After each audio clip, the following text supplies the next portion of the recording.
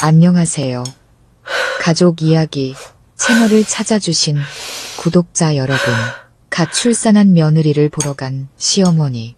그런데 며느리의 산후조리 밥상을 보자마자 눈물을 터뜨리며 그대로 택시를 잡아 시골집으로 향합니다. 하지만 등 돌리는 듯 했던 그 순간은 누구도 예상치 못한 파란의 시작이었습니다. 가슴 아픈 밥상에서부터 낡은 휴대폰 속에 숨겨진 비밀, 그리고 아들의 옛 연인과의 눈물 젖은 대면까지. 갈등과 용서, 그리고 사랑이 얽힌 이 가족 이야기는 여러분의 마음을 먹먹하게 하고 눈물 짓게 하다가 마침내 희망으로 가슴 벅차게 만들 것입니다. 그 밥상 뒤에선 과연 무슨 일이 있었을까요? 그리고 시어머니는 남이었던 며느리가 핏줄보다 더 소중한 내 사람이 되기까지 그녀를 지키기 위해 어떤 선택을 하게 될까요? 아마 세상에 밥상 하나 때문에 눈물을 쏟는 사람이 있을까 싶겠지만 그날 저는 며느리가 작은 방에서 홀로 먹고 있던 밥상을 보고 심장이 쿵 내려앉는 것만 같았습니다. 화가 나서 온 것도 누가 저를 서운하게 해서 온 것도 아니었습니다. 그저 제 자신이 너무나 실패한 시어머니 같아서 눈물이 났습니다. 제 이름은 김숙자, 62살입니다. 남편은 7년 전 먼저 세상을 떠났고 지금은 강원도 시골집에서 작은 텃밭과 닭 몇 마리를 돌보며 혼자 살고 있죠. 아들 민준이는 제 평생의 희망이었습니다. 어려서부터 착하고 공부도 잘해 서울로 대학을 갔고 그대로 그곳에 남아 직장을 구하고 결혼도 했습니다. 서울에 집까지 장만해 제 삶을 꾸려나갔죠. 저는 민준이가 결혼하면 제 걱정도 한시름 덜 거라 생각했습니다. 며느리 서연이는 서울 토박이에 부모님은 두 분 다 퇴직 공무원이셨고 참하고 착해 보였습니다. 처음에는 사는 환경이 너무 달라 잘 지낼 수 있을까 걱정도 했지만 둘이 행복해하는 모습을 보니 그저 기뻤습니다. 결혼식도 조촐하게 치렀지만 아무것도 바라지 않았습니다. 그저 두 사람이 행복하게 사는 것만으로도 충분했습니다. 저는 서울에 거의 가지 않았습니다. 보기 싫어서가 아니라 괜히 방해될까 봐서였죠. 민준이가 몇 번이나 올라오라고 했지만 늙은 제가 가면 아이들에게 짐만 될 거라 생각했습니다. 서연이가 임신했을 때도 며칠 올라가 도와줄까 했는데 민준이가 엄마, 그냥 시골에서 푹 쉬세요. 아내랑 아기는 산후도우미 이모님 구했으니까 걱정 마세요 라고 하더군요. 그 말을 믿고 그러려니 했습니다. 그런데 첫 손주가 태어난 지 12일째 되던 날 저는 아무 예고도 없이 갑자기 서울행 버스에 몸을 실었습니다. 며칠 전부터 마음이 계속 불안하고 초조한 게 꼭 무슨 일이 있는 것만 같았습니다. 아마 엄마이자 할머니로서의 직감이었겠지요. 아들네 집에 도착하니 오전 10시쯤이었습니다. 12층의 작은 아파트는 깔끔하게 정돈되어 있었죠. 저는 문 앞에서 한참을 망설이다 초인종을 눌렀습니다. 문을 연 서연이는 얼굴이 헬쑥하고 머리는 대충 묶은 채 옷에는 젖자국이 선명했습니다. 저를 보더니 몇 초간 멍하니 서 있다가 힘없는 미소를 지었습니다. 어머니, 언제 오셨어요? 땀 냄새와 젖비린내가 뒤섞인 아이를 보니 가슴이 먹먹해졌습니다. 방금 도착했다. 네가 힘들어 보여서 뭐 도와줄 거라도 있나 하고 올라와 봤지. 서연이는 저를 안으로 안내하고는 어색하게 자리를 내주었습니다. 민준이는 출근했는지 집에 없었죠. 저는 처음으로 손주를 안아보았습니다. 가슴이 벅차올랐습니다. 작고 빨간 피부의 아기는 쌕쌕거리며 숨을 쉬고 약하게 움직이는 손발이 어찌나 사랑스러운지 저도 모르게 눈물이 흘렀습니다. 기쁨과 안쓰러움이 뒤섞인 눈물이었습니다. 얼굴도 못 봤는데 벌써 평생을 사랑한 기분이다. 얘야. 서연이는 그저 웃기만 할 뿐 눈가가 촉촉해졌지만 아무 말도 하지 않았습니다. 거실을 둘러보니 기저귀, 젖병, 아직 비우지 않은 물 대야가 어지럽게 널려 있었고 희미한 소변 냄새도 났습니다. 갓 출산한 산모가 얼마나 힘들겠나 싶어 탓하지는 않았지만 아이를 돌봐주는 사람이 아무도 보이지 않았습니다. 도우미 이모님 구했다면서 제가 묻자 서연이는 제 눈을 피했습니다. 며칠 오시더니 그만두셨어요. 아직 다른 분을 못 구했고요. 한숨이 나왔습니다. 아이는 결국 출산 후부터 지금까지 혼자 모든 걸 감당하고 있었던 겁니다. 점심시간이 다가오자 서연이가 부엌으로 향했습니다. 제가 도와주려 했지만 괜찮다며 저를 쉬게 하더니 잠시 후 밥상을 들고 나왔습니다. 그리고 바로 그 밥상이 저를 더 이상 참을 수 없게 만들었습니다. 밥상 위에는 식은 밥 한 공기, 삶은 계란 하나, 그리고 고기 한 점 없이 멀건 묵국이 전부였습니다. 심지어 간장 종지는 반쯤 먹다 남은 것 같았죠. 갓 출산한 산모의 밥상이라고는 도저히 믿을 수 없는 모습이었습니다. 저는 얼음물을 뒤집어 쓴 듯한 기분으로 물었습니다. 이게 내 점심이니? 서연이는 고개를 숙였습니다. 네, 며칠장을 못 봐서요. 저는 더 이상 아무 말도 하지 않고 밥상을 바라보다 천천히 일어섰습니다. 나 택시 불러서 집에 가야겠다. 서연이가 화들짝 놀랐습니다. 어머니, 왜 벌써 가세요? 며칠 손주랑 같이 계시다. 가시지 않고요? 저는 아이를 바라보며 칼로 베는 듯한 아픔을 느꼈습니다. 가기 싫어서가 아니라 갈 수밖에 없어서 그런다.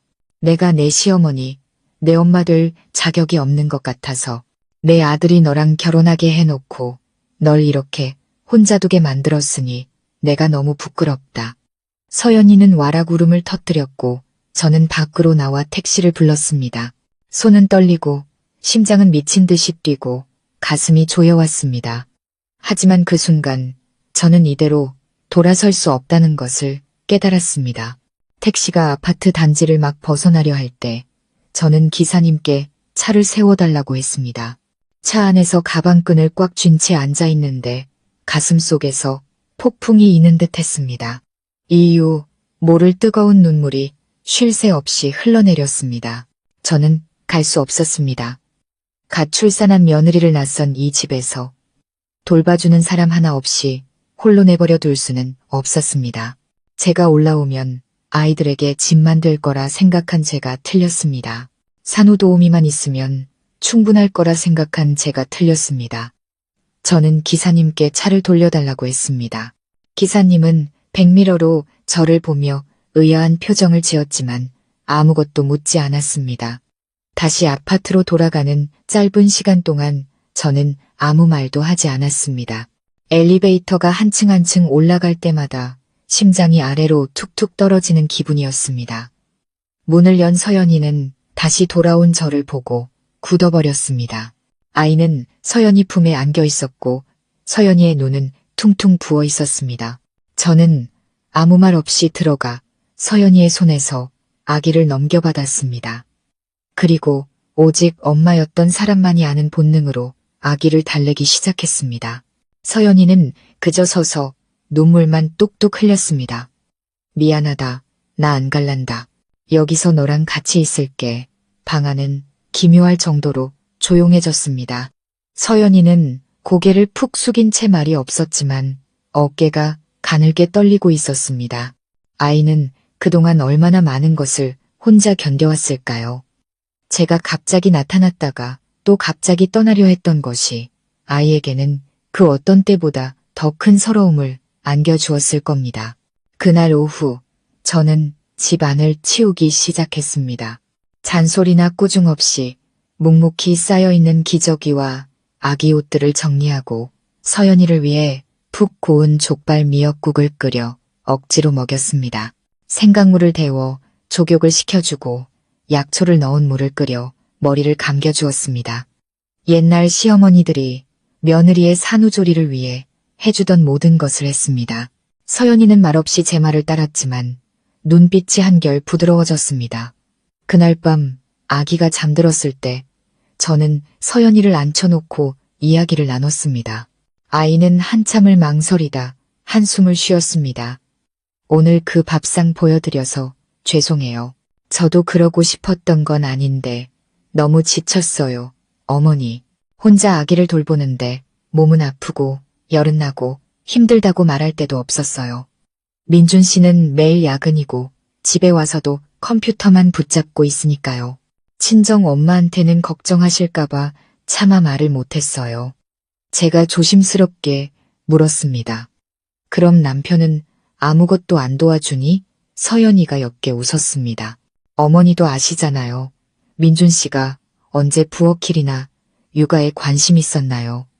남자는 밖에서 일하는 게 힘들다면서 애 키우는 건 여자 몫이라고 하더라고요. 그 말을 듣는 순간 저는 정신이 번쩍 들었습니다. 민준이는 어려서부터 착한 아이였지만 어쩌면 제가 너무 오냐오냐 키워서 이기적인 남자로 만들었는지도 모릅니다.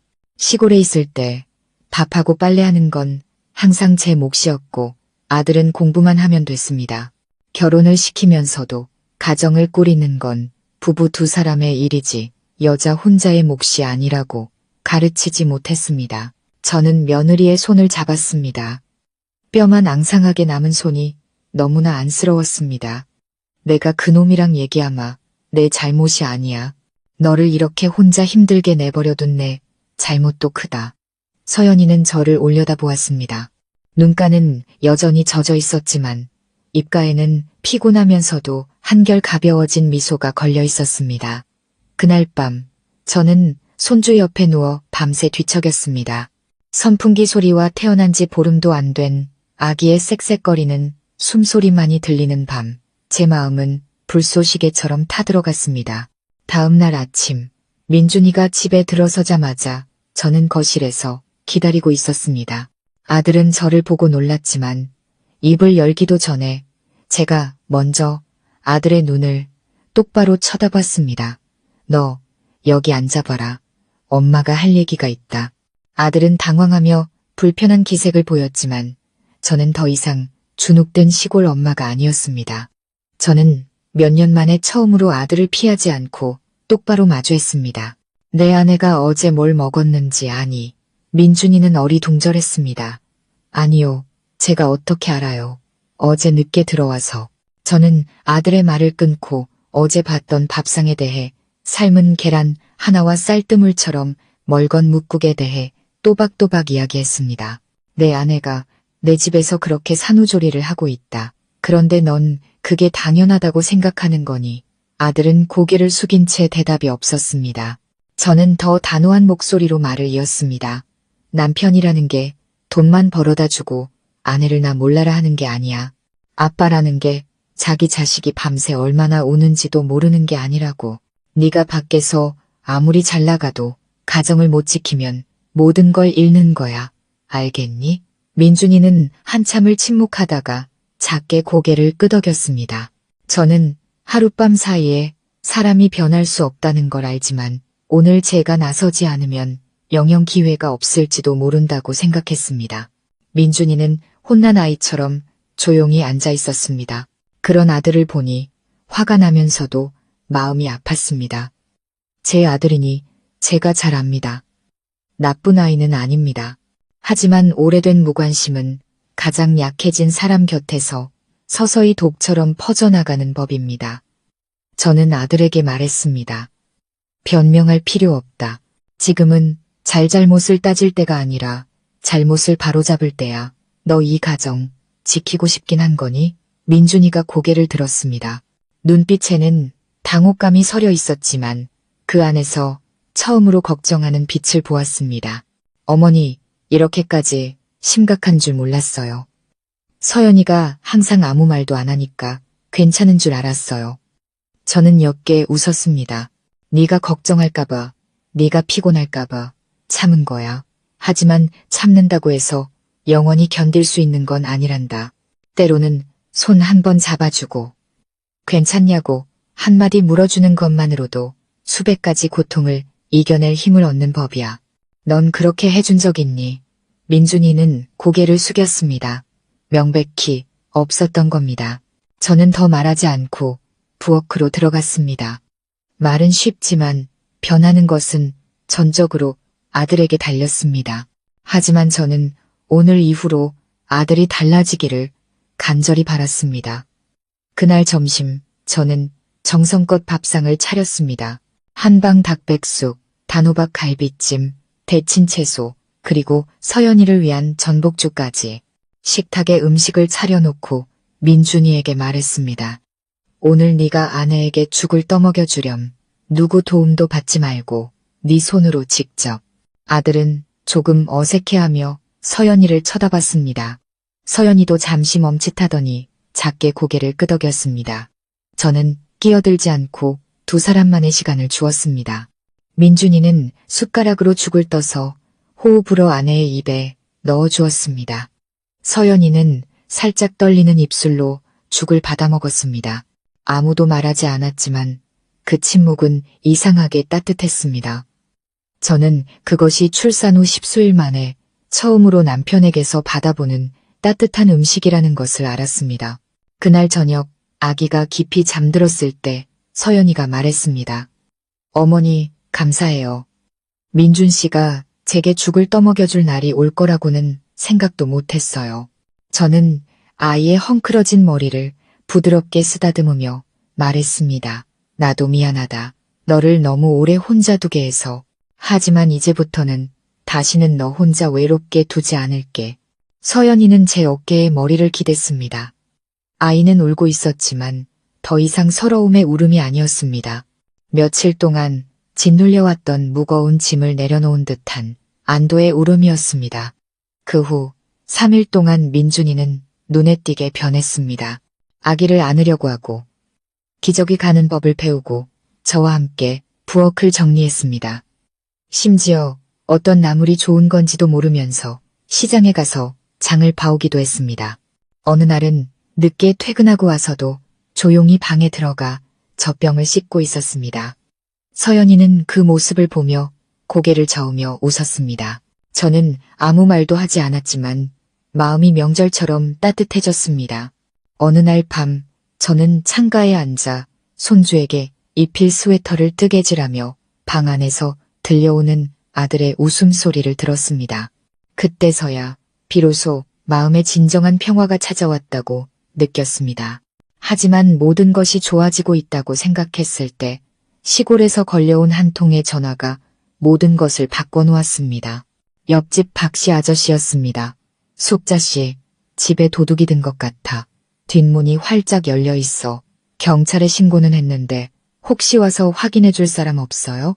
저는 온몸에 힘이 빠지며 다리가 후들거렸습니다. 평생 시골에서 살면서 도둑 한 번 맞아본 적이 없었는데 저는 곧바로 아랫마을 동생에게 전화해 확인을 부탁하고는 민준이에게 말했습니다. 엄마 집에 급히 가봐야겠다. 뒷문에 도둑이 들었단다. 민준이가 깜짝 놀랐습니다. 그럼 제가 며칠 휴가 내서 같이 가드릴게요. 저는 고개를 저었습니다. 아니다. 엄마 혼자 갈 수 있어. 너는 여기서 내 아내랑 아기 챙겨야지. 엄마 며칠만 있다가 다시 올게. 서연이가 걱정스러운 눈으로 제 손을 잡았습니다. 어머니, 조심히 다녀오세요. 꼭 다시 오셔야 해요. 저는 아이의 손을 꽉 잡았습니다. 약속하마. 이제 너는 혼자가 아니야. 저는 가방을 챙겨 아파트를 나섰습니다. 마음은 불안했지만 한편으로는 안심이 되었습니다. 이제 다시 돌아올 때 저는 그냥 시어머니가 아닐 겁니다. 저는 며느리의 기댈 곳이자 친구이자 비바람을 막아주는 지붕이 되어줄 겁니다. 낯설었던 그 아이가 어느새 제 아들의 삶에 들어와 제 핏줄이 되어버린 걸까요? 하지만 제가 없는 동안 바로 그 집에서 제가 듣고는 까무러칠 만한 일이 벌어질 줄은 꿈에도 몰랐습니다. 시골집에 도착하니 저녁 무렵이었습니다. 아랫마을 동생이 터미널에 마중 나와 저를 집까지 태워다 주었습니다. 뒷문은 정말로 부서져 있었고 자물쇠는 바닥에 나뒹굴고 있었습니다. 경찰이 와서 확인해보니 주전자, 밥솥 같은 자잘한 살림과 장롱 밑에 숨겨두었던 약간의 현금만 사라졌습니다.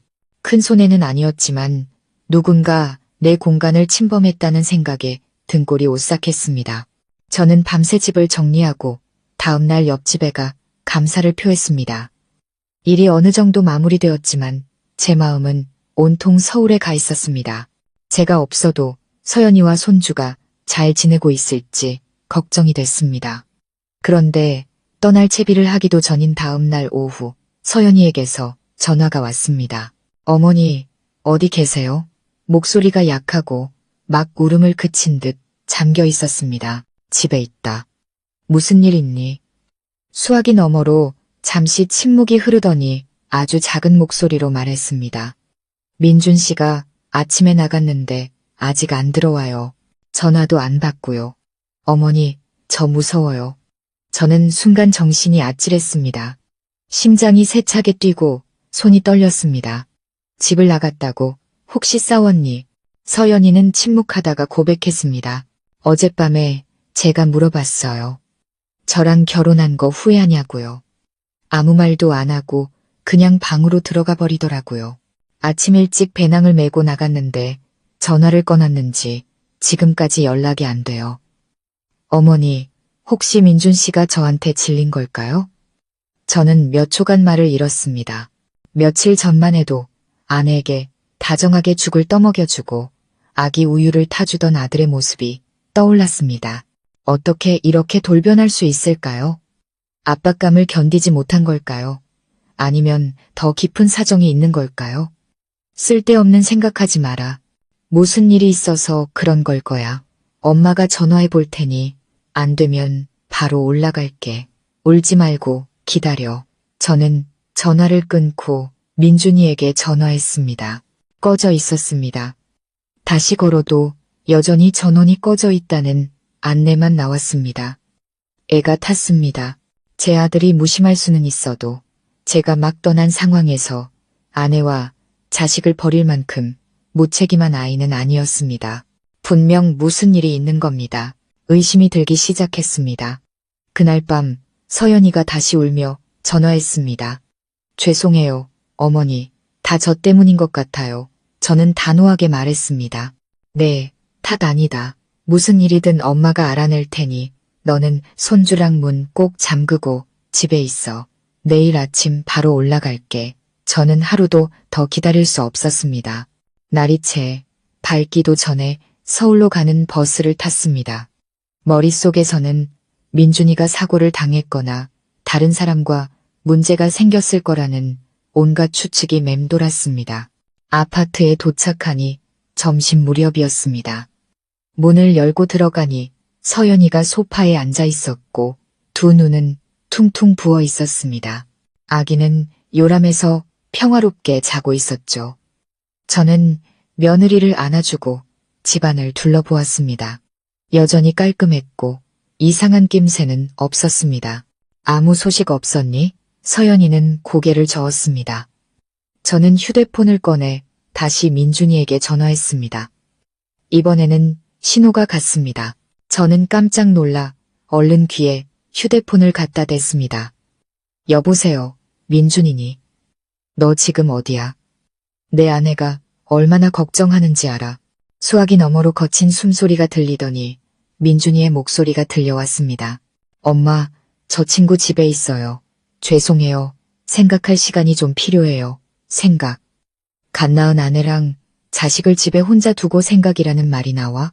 너 지금 제정신이니? 엄마, 너무 답답해요. 아내도 변했고 모든 게 다 변했어요. 제가 덫에 걸린 기분이에요. 제가 더 이상 저 자신으로 살 수 없는 것 같아요. 저는 할 말을 잃었습니다. 바로 그거였군요. 지난 며칠간의 다정한 행동은 그저 순간적인 감정이었을 뿐 마음속으로는 여전히 책임감과 개인적인 감정 사이에서 힘들어하고 있었던 겁니다. 그래서 내 자신을 찾으려고 아내와 자식을 버리겠다고? 내가 분명히 말하는데 내가 정말 이 가정을 떠나면 넌 더 이상 내 아들도 아니다. 저는 약속을 지키는 사람입니다. 민준이는 침묵했습니다. 저는 아들의 대답을 기다리지 않고 전화를 끊어버렸습니다. 서연이가 불안한 눈으로 저를 쳐다봤습니다. 어머니, 제가 뭘 잘못한 걸까요? 저는 아이의 손을 잡았습니다. 넌 아무 잘못 없어. 아직 어른이 되지 못한 사람을 사랑한 게 잘못이라면 잘못이지. 하지만 이 싸움에서 너 혼자 외롭게 두지는 않을게. 그날 밤 저는 뜬 눈으로 밤을 지새웠습니다. 이대로 두면 이 작은 가정이 산산조각 날 거라는 걸 알았습니다. 그리고 그 길고 고요한 밤, 저는 한 가지 방법을 생각해냈습니다. 아주 위험한 도박이었죠. 민준이에게 한 톨의 양심이라도 남아있다면 돌아올 겁니다. 만약 그렇지 않다면 저는 서연이가 그 남자 없이도 일어설 수 있도록 도와야 했습니다. 뜬 눈으로 밤을 새웠습니다. 마음이 천갈래만 갈래로 찢어지는 듯 했습니다. 평생 믿고 의지했던 내 아들이 이제 와서 제 자신을 찾겠다며 갓 출산한 아내를 버리다니. 말은 그럴싸했지만 제게는 그저 도망치는 걸로밖에 보이지 않았습니다. 가장 기댈 곳이 필요한 아내에게 치명적인 상처를 주는 행동이었죠. 저는 가만히 있을 수 없었습니다. 약하고 여린 며느리가 희망 없이 남편을 기다리게만 둘 수는 없었습니다. 이른 아침 저는 지난 차를 한 잔 타서 서연이와 마주 앉았습니다. 내가 너한테 할 말이 있다. 그런데 그 전에 한 가지만 약속해다오. 앞으로 무슨 일이 있어도 절대 포기하면 안 된다. 알겠니? 서연이는 불안한 눈으로 저를 바라봤습니다. 네, 어머니, 말씀하세요. 저는 깊은 숨을 들이쉬고 천천히 제 계획을 털어놓았습니다. 내가 아는 사람에게 전화를 할 거야. 내 오랜 친구인 영희 이모라고 민준이가 있는 곳 근처에 살거든. 그 이모한테 부탁해서 네가 충격으로 쓰러져서 아주 위험한 상태라고 거짓말을 좀 해달라고 할 참이다. 이게 옳지 않다는 건 알지만 민준이를 돌아오게 할 유일한 방법이야. 서연이는 경악했습니다.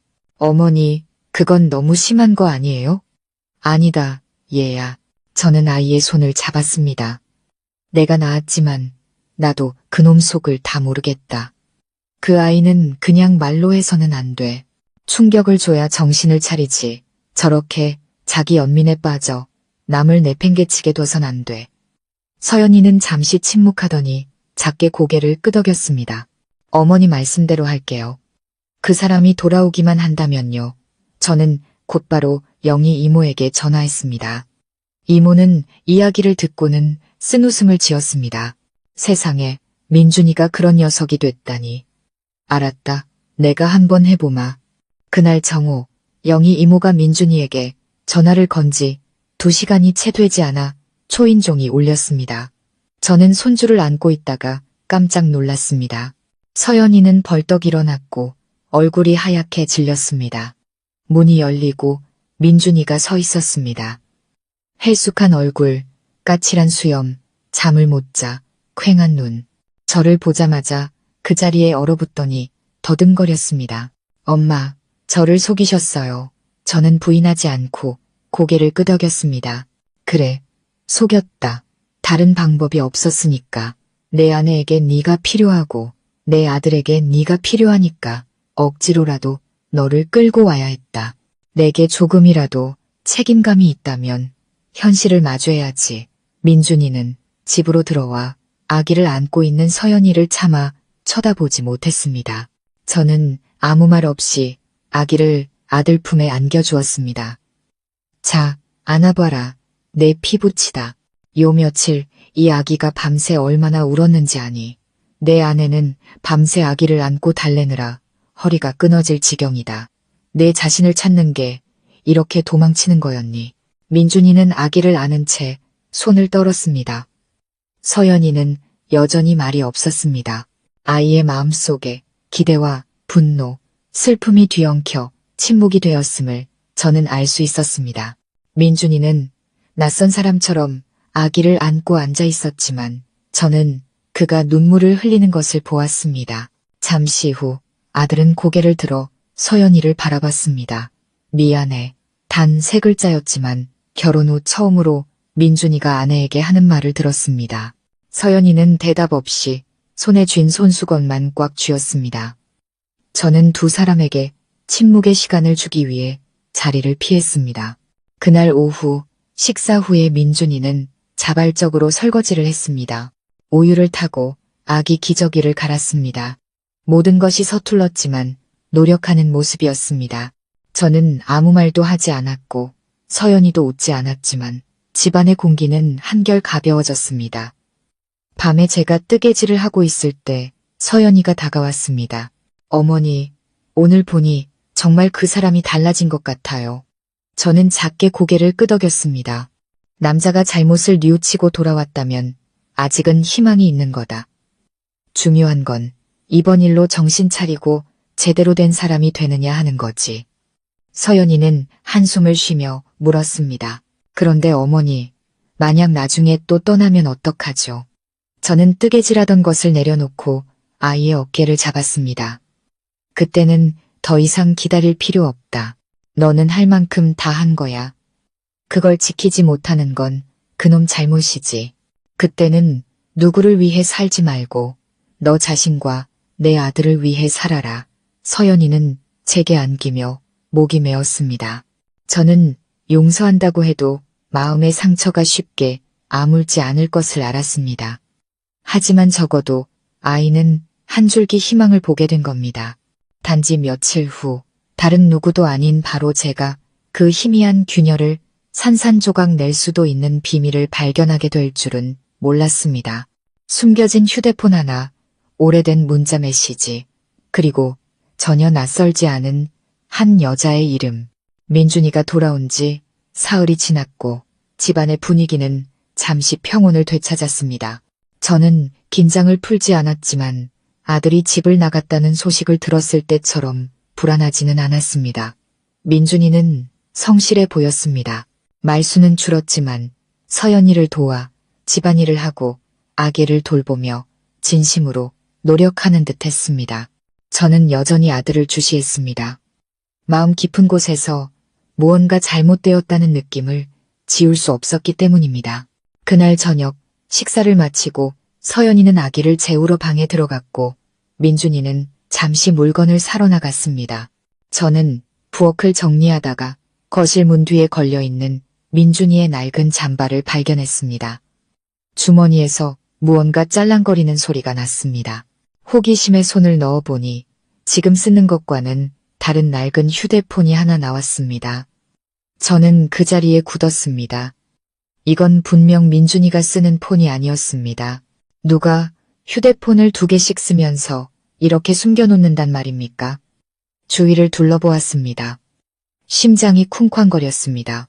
양심은 보지 말라고 했지만 어미의 마음은 속삭였습니다. 만약 떳떳하지 못한 일이 있다면 늦어질수록 며느리만 더 고통받을 거라고.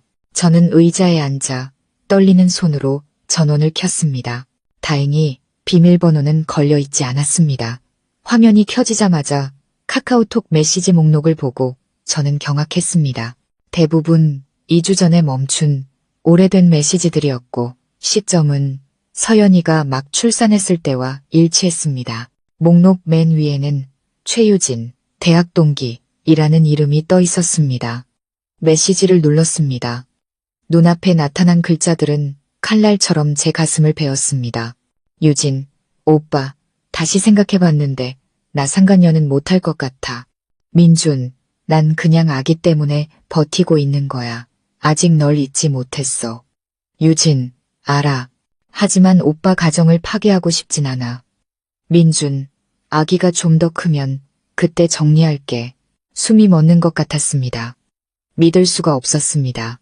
내 아들 민준이에게 다른 여자가 있었던 겁니다. 저는 지난 메시지들을 모두 훑어보았습니다. 두 사람은 몇 달 전부터 연락을 주고받고 있었습니다. 선을 넘는 내용은 없었지만 아들의 마음이 서연이에게서 떠났다는 것을 알기에는 충분했습니다. 그리고 그 여자, 유진이는 낯선 사람이 아니었습니다.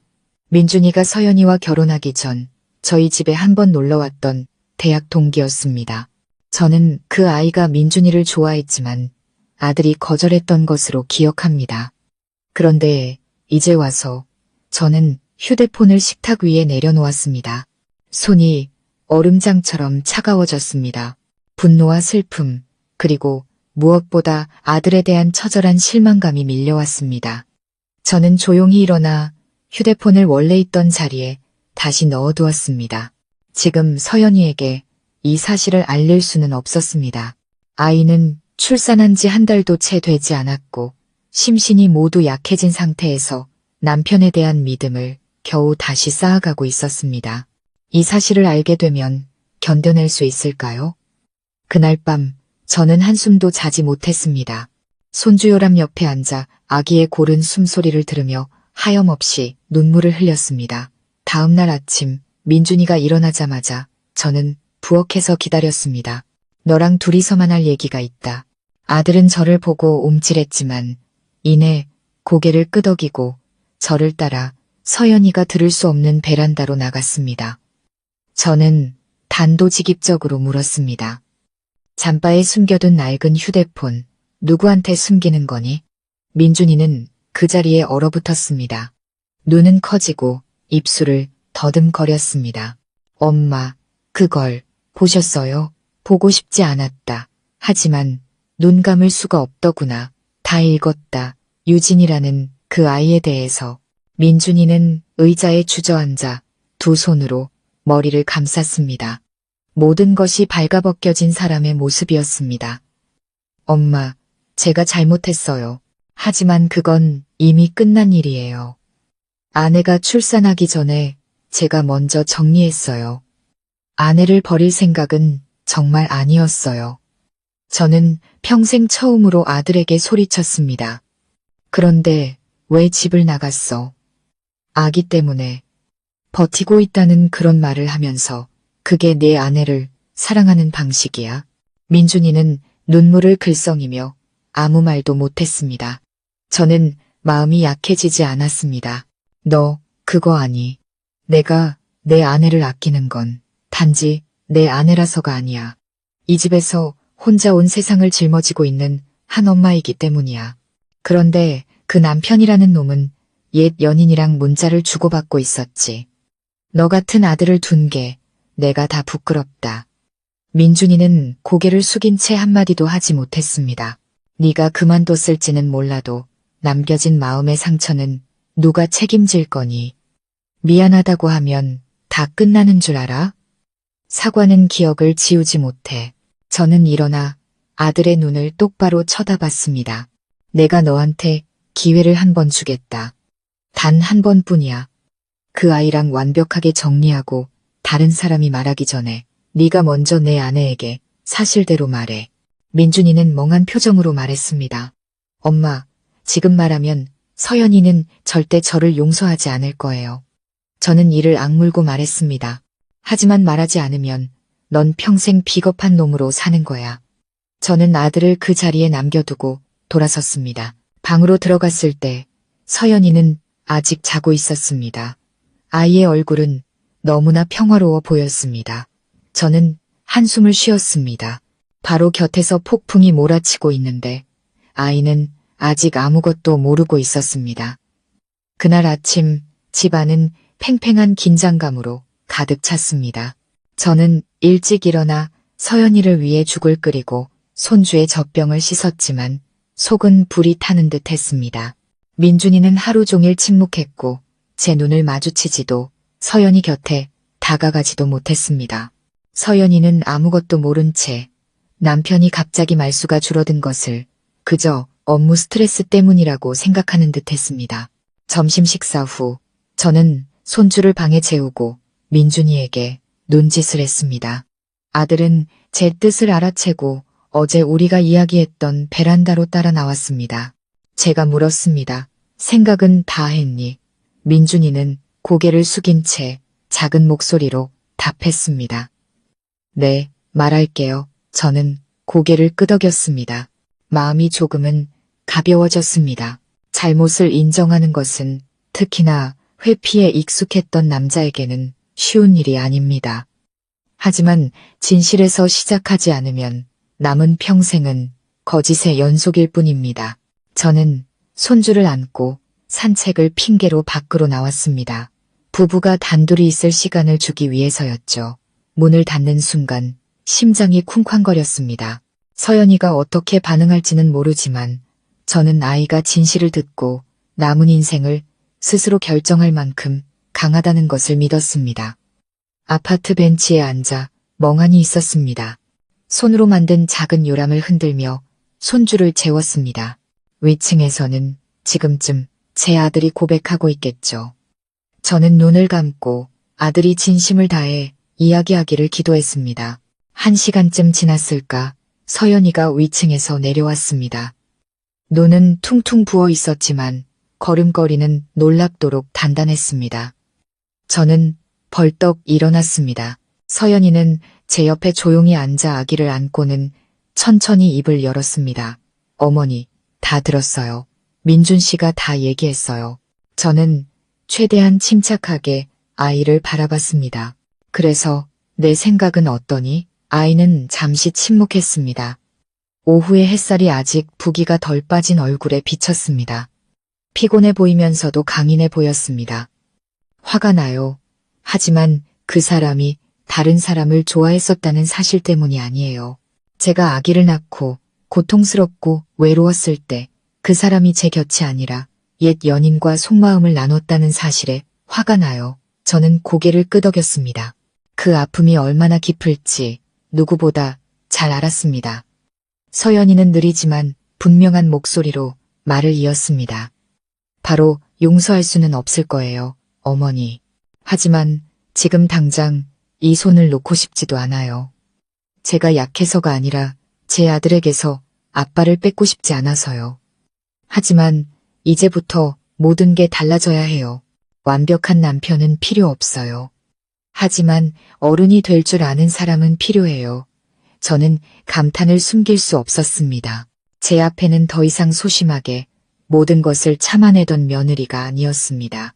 고통을 겪고 자신의 두 발로 일어선 한 명의 엄마, 한 명의 여성이었습니다. 나는 널 믿는다. 그리고 네가 나를 필요로 하는 한 나는 항상 내 뒤에 서 있을게. 서연이는 미소를 지으며 아기를 품에 안았습니다. 마침 잠에서 깬 아기가 멍한 눈으로 우리를 보다가 방긋 웃자 우리 둘 다 따라 웃고 말았습니다. 막 갈라지기 시작한 균열 사이로 그 순수한 눈빛은 너무나 어두웠던 집에 비치는 한 줄기 햇살 같았습니다. 그날 저녁 민준이는 밥을 먹는 내내 고개를 들지 못했습니다.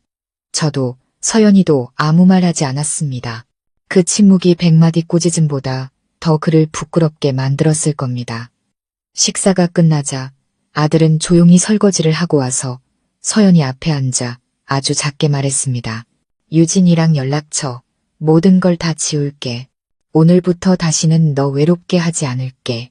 바로 용서해달라고는 안 할게. 하지만 내가 모든 걸 다해서 보상할게. 서연이는 아무 말 없이 아기를 안기만 했습니다.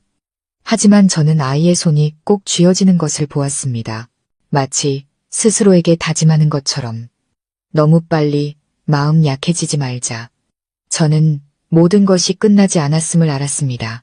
용서는 쉽지 않고 깨진 신뢰는 몇 마디 말로 붙지 않습니다. 하지만 민준이가 진심으로 뉘우치고 서연이가 이 가정을 지키고 싶어 한다면 희망은 있었습니다. 단지 시련이 여기서 멈추지 않을 줄은 몰랐습니다. 며칠 후 어느 날 오후 제가 손주 이유식을 만들고 있을 때 서연이가 침실에서 나왔습니다. 얼굴이 새하얗게 질린 채 진단서 한 장을 들고 있었습니다. 아이는 떨리는 목소리로 겨우 말했습니다. 어머니, 저 다시 하혈해요. 의사 선생님이 산후 스트레스 때문일 수 있대요. 당장 입원해서 경과를 지켜봐야 한다고 해요. 저는 온몸에 힘이 빠졌습니다. 몸이 회복되기도 전에 또 이런 일이. 저는 직감했습니다. 무언가 단호한 조치를 취하지 않으면 이 착한 며느리는 제 아들이 철들기 전에 먼저 쓰러지고 말 거라고. 저는 서연이가 그렇게 겁에 질린 모습을 본 적이 없었습니다. 손에 든 진단서는 사시나무처럼 떨렸고 얼굴에는 핏기가 하나도 없었습니다. 요람해서 평화롭게 자던 손주도 엄마가 바닥에 주저앉아 배를 감싸쥐는 모습에 놀라 자지러지게 울기 시작했습니다. 저는 생각할 겨를도 없이 소리쳤습니다. 민준아, 민준이 어디 있니? 아들이 방에서 뛰쳐나오다가 그 광경을 보고 얼굴이 하얗게 질렸습니다. 무슨 일이에요, 엄마? 저는 진단서를 아들 손에 쥐어주었습니다. 읽어봐. 네, 아내가 산후출혈이란다. 당장 입원해야 한대. 민준이는 하늘이 무너지는 듯한 표정으로 서연이를 안아들었습니다. 허둥지둥 택시를 불렀고 저는 떨리는 손으로 손주를 안았습니다. 택시 안에서 서연이는 아무 말도 하지 않았습니다. 얼굴은 창백했고 입술은 파랗게 질려 있었습니다. 민준이는 아내의 손을 잡고 후회 가득한 눈빛으로 말했습니다. 무서워하지 마. 내가 옆에 있을게. 무서워하지 마. 그 말을 듣는데 가슴이 미어졌습니다. 모든 것이 이 작은 가정에 날아든 날벼락 같았지만 그 원인은 다름 아닌 바로 제 아들이었습니다. 병원에서는 서연이를 바로 진료했고 의사는 가벼운 자궁 뇌출혈이라고 했습니다. 원인은 출산 후 지속된 스트레스와 영양 부족으로 인한 신체 쇠약일 수 있다고 했습니다. 그 말을 듣고 저는 다리에 힘이 풀렸습니다. 민준이는 복도에 앉아 머리를 감싸쥐고 있었습니다. 눈시울이 붉었습니다. 저는 아들 옆에 앉아 꾸짖거나 탓하지 않고 단 한마디만 했습니다. 내가 전에 말했지. 산후의 여성은 삶과 죽음의 경계에 서 있는 것과 같다고. 몸만 약한 게 아니라 정신은 더 약해. 무심한 말 한마디가 그들을 벼랑 끝으로 밀어버릴 수 있어. 이제 알겠니? 민준이는 고개를 숙인 채 잠긴 목소리로 말했습니다. 제가 잘못했어요, 엄마. 너무 큰 잘못을 했어요. 저는 자격이 없어요. 저는 아들의 손을 잡았습니다. 잘못을 바로잡기에 늦은 때란 없다. 문제는 네가 그렇게 할 용기가 있느냐는 거야. 내 아내 곁을 진심으로 지킬 용기가 있냐고. 우리 모자는 밤늦게까지 그렇게 앉아 있었습니다. 의사가 나와 상태가 안정되었다고 알려준 후에야 우리는 병실로 올라갔습니다. 침대에 누워있는 며느리의 파리한 얼굴을 보니 심장이 조여드는 듯 아팠습니다. 서연이는 저를 보고 옅게 웃었습니다. 죄송해요, 어머니. 제가 너무 약해서. 저는 아이 곁으로 다가가 손을 잡았습니다. 아니다. 넌 약하지 않아. 약한 사람은 너처럼 지난 몇 달을 버텨낼 수 없어. 하지만 이제는 달라. 오늘부터는 더 이상 혼자 애쓰지 않아도 돼. 엄마가 있고 민준이가 있어. 우리 가족 이제 함께 가는 거야. 알겠지? 서연이는 고개를 돌렸습니다. 눈물이 베개를 적셨습니다. 민준이는 곁에 서서 아내의 손을 꼭 잡은 채 아무 말도 하지 못했습니다. 그의 눈에는 후회가 가득했지만 이번에는 무언가 다르고 더 깊고 진실된 것이 느껴졌습니다. 그날부터 민준이는 거의 병원에서 살다시피 했습니다. 아내의 식사와 잠자리를 하나하나 챙겼습니다. 처음에는 서연이도 어색해했지만 점차 아이의 눈빛이 남편을 피하지 않는 것을 보았습니다. 아주 희미하지만 신뢰라는 불씨가 다시 지펴지고 있었습니다. 저는 손주를 데리고 집에 와 돌보며 하루 2번씩 병원에 가 서연이를 보고 직접 만든 음식을 가져다 주었습니다. 저는 제 아들이 처음으로 아내에게 죽을 떠먹여주고 우유를 건네고 얼굴을 닦아주는 모습을 보았습니다. 일주일 후 서연이는 퇴원했습니다. 의사는 휴식과 영양 섭취에 대해 신신당부했습니다. 제가 손주를 안고 먼저 집으로 들어갔을 때 서연이는 문 앞에 서서 민준이가 부엌에서 죽을 들고 나오는 모습을 조용히 바라보고 있었습니다. 저는 아이의 눈가가 촉촉해진 것을 보았습니다. 그날 저녁 부부가 함께 아기 기저귀를 갈고 있을 때 저는 조용히 베란다로 나와 눈을 감았습니다. 마음이 한결 가벼워졌습니다. 폭풍이 지나갔다고 생각했지만 바로 그날 밤 제가 막 잠이 들었을 때 침실에서 다투는 소리가 들렸습니다. 문을 열어보니 서연이가 방 한가운데 서 있었습니다. 손에는 제가 예전에 발견했던 바로 그 낡은 휴대폰을 들고 있었습니다. 아이의 목소리는 분노로 떨리고 있었습니다. 왜 아직 안 지웠어요? 왜 이 메시지들을 아직도 가지고 있냐고요? 민준이는 얼굴이 하얗게 질려 더듬거렸습니다. 내가 잊어버렸어. 어머니가 이미. 서연이는 울음을 터뜨렸습니다. 어머니가 먼저 발견하셨던 거죠? 저한테 숨기셨던 거죠? 저는 방으로 들어가 고개를 끄덕였습니다. 더 이상 부인할 수 없었습니다. 서연이는 저를 향해 눈물을 흘리며 말했습니다. 어머니를 원망하지 않아요. 진심으로 저를 대하지 않는 사람을 붙잡으려 했던 제 자신을 원망할 뿐이에요. 저는 아이를 와락 껴안았습니다. 미안하다. 그저 네가 편히 몸조리하길 바랐는데 도리어 더 큰 상처를 줬구나. 서연이는 저를 놓고 민준이를 보며 또박또박 말했습니다. 당신에게 기회를 줄게요. 하지만 마지막 기회예요. 오늘부터 당신이 하는 모든 행동을 기억할 거예요. 탓하려는 게 아니라 당신이 정말 뉘우쳤는지 지켜볼 거예요. 민준이는 무릎을 꿇었습니다. 맹세할게. 처음부터 다시 시작할게. 바로 믿어달라고는 안 해. 하지만 네가 다시 믿을 수 있도록 행동으로 보여줄게. 저는 곁에 서서 눈물을 훔쳤습니다. 이 여정이 아직 멀고 험난하다는 것을 알았지만 오늘 밤이 전환점이 되리라는 것도 알았습니다. 한번 깨진 신뢰는 약속이 아닌 행동으로만 다시 붙일 수 있기 때문입니다. 그 말다툼이 있은 지 사흘 후 집안의 공기는 여전히 팽팽했습니다.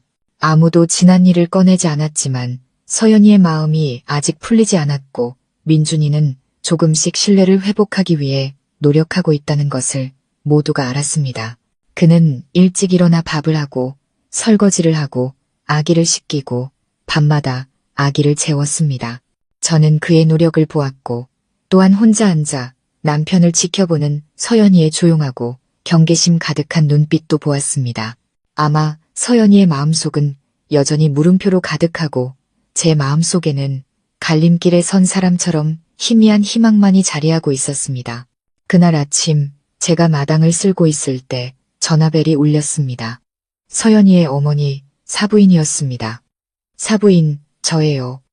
저희 부부가 서연이 좀 보러 올라갈까 하는데 요즘 통전화가 뜸해서 걱정이 돼서요. 손주도 많이 컸겠죠. 저는 잠시 숨을 멈췄습니다. 언젠가 올 날이라는 건 알았지만 당황스러웠습니다. 아, 그럼요. 어서 오세요. 내일 일찍 오시면 점심때쯤 도착하시겠네요. 저는 전화를 끊고 형언할 수 없는 불안감에 휩싸였습니다. 서연이네는 서울 토박이로 원칙을 중시하고 조금은 까다로운 면이 있는 분들이었습니다. 결혼식 때도 딸을 지방 출신에게 시집 보내는 것을 썩 내켜하지 않으셨습니다. 만약 그분들이 자기 딸이 제 아들에게 버려졌다가 영양실조로 입원까지 했다는 사실을 알게 된다면 저는 더 이상 생각하고 싶지 않았습니다. 그날 저녁 저는 서연이에게 말했습니다. 내일 내 부모님 오신단다. 아기를 안고 있던 서연이는 그 말을 듣고 굳었습니다. 얼굴에 당혹감이 스쳤습니다. 어머니, 혹시 저희 엄마한테 무슨 얘기 하셨어요? 아니, 너랑 손주 모두 잘 있다고만 했다. 하지만 내 엄마는 척 보면 다 아실 뿐이야. 서연이는 한숨을 쉬며 제 어깨에 기댔습니다. 엄마가 아실까봐 무서워요. 들으시면 당장 저를 데려가실 거예요. 저는 아이의 등을 쓸어주며 안심시켰습니다. 걱정 마라. 내가 있는데 누가 널 함부로 하겠니? 내 남편은 내가 책임지게 할 거다. 도망 못 가게. 다음 날 아침 저는 일찍 일어나 사부인이 좋아하는 버섯 전골을 준비했습니다. 민준이도 일어나 서툴지만 열심히 저를 도왔습니다. 서연이는 피곤한 기색을 감추기 위해 옅은 화장을 했습니다. 거울 앞에 앉아 떨리는 손으로 립스틱을 바르는 아이를 보니 가슴이 아팠습니다. 사람들은 산후의 여성이 가장 약하다고 하는데 이 아이는 친정 부모님 앞에서 강한 척 연기를 해야만 했습니다. 정오 무렵 사돈 부부가 도착했습니다. 저는 문을 열고 억지 미소를 지으며 인사했습니다. 어서 오세요, 사부인, 사돈어른. 서연이가 달려나가 엄마에게 안겼습니다. 엄마, 아빠, 사부인은 잠시 굳어있다가 딸을 머리부터 발끝까지 훑어보았습니다. 너 왜 이렇게 됐니? 삐쩍 마르고 얼굴은 왜 이렇게 파래? 서연이는 눈을 피하며 말했습니다. 잠을 좀 못 자서 그래요. 아기가 밤에 자주 깨서 제가 재빨리 거들었습니다. 네, 손주가 밤에 좀 보채는데 서연이가 너무 정성껏 돌보느라 쉴 틈이 없어요. 제가 쉬라고 해도 말을 안 듣네요. 사부인은 여전히 딸에게서 눈을 떼지 않았습니다. 그 눈빛은 의심으로 가득 차 있었습니다. 점심 식사 때 저는 정성껏 밥상을 차렸습니다. 민준이는 장인, 장모님께 음식을 덜어드리며 예를 갖췄습니다. 분위기는 어색했지만 예의는 지켜졌습니다. 식사가 끝날 무렵 사부인이 젓가락을 내려놓고 저를 바라봤습니다. 사부인, 제가 솔직하게 말씀드릴게요. 제 눈은 장식이 아닙니다. 제 딸이 어떤지 저는 보면 압니다. 저렇게 먹지도 자지도 못하는 건 아기 때문이 아니라 마음에 무슨 일이 있기 때문이에요. 솔직히 말씀해 주세요. 여기서 무슨 일이 있었습니까? 제가 대답하려던 찰나 서연이가 먼저 입을 열었습니다. 엄마, 그만 물어보세요. 저 괜찮아요. 무슨 일이든 다 이겨낼 수 있어요. 사부인이 눈을 흘겼습니다. 입 다물어라. 산모가 해골 같은 몰골을 하고서 괜찮다고? 그리고는 사위를 돌아보았습니다. 이 서방이 말해보게. 자네가 내 딸한테 함부로 대한 거 아닌가? 민준이는 얼굴이 하얘진 채 일어나 고개를 숙였습니다. 죄송합니다. 아버님, 어머님, 제가 잘못했습니다. 제가 집을 나갔었고 서연이를 힘들게 했습니다. 하지만 저는 돌아왔고 지금은 잘못을 바로잡고 있습니다. 부디 한 번만 더 기회를 주십시오. 방 안은 침묵에 잠겼습니다. 사부인은 말을 잃었습니다. 서연이 아버님이 낮은 목소리로 말했습니다. 내 걱정이 맞았군. 내 딸이 출산한 지 한 달도 안 됐는데 집을 나가. 어떤 놈이 그런 짓을 하나. 저는 사부인이 우는 것을 보았습니다. 딸이 겪은 서름을 본 어머니의 눈물은 어떤 말로도 표현할 수 없었습니다. 저는 다가가 사부인의 손을 잡았습니다. 제가 대신 사과드리겠습니다. 제 아들이 잘못했습니다. 인정합니다. 하지만 그날 이후로 아들은 아내와 자식 곁을 한시도 떠나지 않았습니다. 제가 다시 가르쳤습니다. 저도 엄마입니다. 누구도 제 딸을 힘들게 하는 걸 용납할 수 없듯 제 아들이 남을 힘들게 하도록 내버려 두지 않겠습니다. 사부인은 저를 한참 바라보더니 일어섰습니다. 더는 말하지 않겠습니다. 하지만 제가 딸을 여기 남겨두는 건 사부인을 믿기 때문이지 이 서방을 믿어서가 아닙니다. 그 말은 바위처럼 무거웠지만 그것이 마지막 기회라는 것을 알았습니다. 사돈 부부는 오후까지 머물다 돌아갔습니다. 차에 오르기 전 사부인은 딸을 안으며 당부했습니다. 무슨 일 있으면 바로 엄마한테 전화해. 더 이상 참지 마. 서연이는 고개를 끄덕였습니다. 저는 엘리베이터까지 그들을 배웅하며 마치 폭풍을 한 차례 겪은 듯한 기분이었습니다. 그날 저녁 민준이는 베란다에 멍하니 앉아 있었습니다. 제가 물 한 잔을 들고 나가 옆에 앉았습니다. 엄마, 제가 그렇게 무시당할 만한 놈인가요? 저는 아들을 보며 말했습니다. 그래, 그럴 만하다. 하지만 네가 진심으로 변한다면 기회를 얻을 자격도 있다. 깨진 신뢰는 말로 붙일 수 없어. 네가 고쳤다는 걸 행동으로 보여주며 살아야 한다. 민준이는 고개를 끄덕였습니다. 눈가가 붉었습니다. 저는 돌아섰습니다. 마음은 여전히 불안했습니다. 가장 큰 시련은 아직 오지 않았기 때문입니다. 민준이의 옛 연인 유진이가 다시 연락을 해왔기 때문입니다. 그날 밤 제가 손주를 재우고 있을 때 민준이가 조용히 베란다로 나가는 소리가 들렸습니다. 시계를 보니 밤 10시가 넘은 시간이었습니다.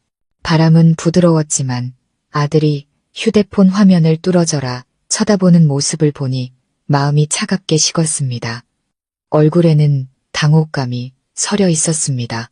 저는 손주를 안고 소리 없이 다가가 아들의 등 뒤에 조용히 섰습니다. 유리창에 비친 불빛 너머로 최유진이라는 이름이 선명하게 보였습니다. 메시지는 짧았습니다. 오빠, 잘 지내? 그냥 물어보는 거야. 답장 안 해도 돼. 저는 깊은 숨을 들이쉬고 민준이의 어깨에 손을 얹었습니다. 아들은 깜짝 놀라 돌아봤고 얼굴이 하얗게 질렸습니다. 엄마, 아직 안 주무셨어요? 저는 아들의 질문에 답하지 않고 눈을 똑바로 쳐다봤습니다. 그 아이한테 뭐라고 했니? 아들은 침묵했습니다. 휴대폰을 쥔 손에 힘이 들어갔습니다. 잠시 후 겨우 입을 열었습니다. 아무 말도 안 했어요. 그냥 읽기만 했어요. 저는 손을 내밀었습니다. 휴대폰. 이리다오. 민준이는 몇 초 망설이다가 휴대폰을 건넸습니다. 저는 메시지를 다시 읽고 천천히 고개를 끄덕였습니다. 그 아이가 아직 미련을 못 버렸구나. 하지만 지금부터 네가 어떻게 하느냐가 중요하다. 침묵하는 건 잘못이야. 행동으로, 말로 확실하게 끝내야 한다. 서연이가 내 나약함 때문에 또다시 상처받게 해선 안 돼. 아들은 고개를 끄덕였습니다. 저는 그 자리에서 바로 답장을 보냈습니다. 우리 사이는 이제 끝났어. 더 이상 연락하지 말아줘. 나에겐 가정이 있고 누구도 더 이상 상처받게 하고 싶지 않아. 저는 전송 버튼을 누르고 휴대폰을 민준이에게 돌려주었습니다. 내가 대신했다. 하지만 이번이 마지막이야. 다음에 또 이런 일로 엮이는 걸 보면 그때는 내가 직접 서연이랑 내 장인, 장모님께 말할 거다. 감당할 수 있겠니? 민준이는 고개를 숙였습니다. 네, 맹세할게요. 저는 방으로 돌아왔습니다. 품에 안긴 아기는 여전히 평화롭게 잠들어 있었습니다. 작은 주먹을 쥔 모습이 마치 온 세상을 쥔 것 같았습니다. 저는 아기를 보며 생각했습니다. 만약 어른들이 서로를 지키지 못한다면 이 작은 아이는 어중간한 가정에서 자라게 될 겁니다. 저는 절대 그런 일이 일어나게 두지 않을 겁니다. 다음날 아침 민준이는 자발적으로 서연이에게 말했습니다. 어젯밤에 유진이한테 연락 왔었어. 난 답장 안 했고 엄마가 보시고 단호하게 정리하셨어. 내가 비겁한 거 알아. 하지만 이제부터는 아무것도 숨기지 않을게. 의심스러우면 언제든 내 휴대폰, 메시지, 이메일 다 확인해. 아무것도 숨기지 않을게. 서연이는 아무 말 없이 한참을 침묵하다가 고개를 끄덕였습니다. 저는 아이의 눈에서 한 줄기 빛을 보았습니다. 화려하지는 않지만 신뢰라는 이름의 빛이 서서히 다시 타오르고 있었습니다. 그 후 민준이는 몇 주간 휴가를 내고 아내와 아들을 돌봤습니다. 저는 처음으로 아들이 밤새 아기를 보고 우유를 타고 기저귀를 갈고 심지어 서연이의 배를 마사지해주는 법까지 배우는 것을 보았습니다. 서연이가 조금이라도 힘들어하면 바로 달려가 어디 아파? 물 갖다 줄까? 하고 물었습니다. 저는 밖에서 그 모습을 지켜보며 희미하지만 깊은 믿음을 느꼈습니다. 어쩌면 제 아들은 정말로 변했는지도 모릅니다. 어느 날 서연이가 저를 방으로 불렀습니다. 어머니, 이 말씀 드려도 화내지 않으셨으면 좋겠어요. 저는 고개를 끄덕였습니다. 말해보렴. 아이는 반짝이는 눈으로 저를 바라봤습니다. 저 산후조리 끝나면 바로 복직하려고요. 경제적으로 독립해야겠어요. 남편을 못 믿어서가 아니라 혹시라도 무슨 일이 또 생기면 누구에게도 의지하지 않고 제 힘으로 바로 설 수 있고 싶어서요. 저는 아이의 손을 잡았습니다. 네가 그렇게 생각하는 게 맞다. 화나지 않아.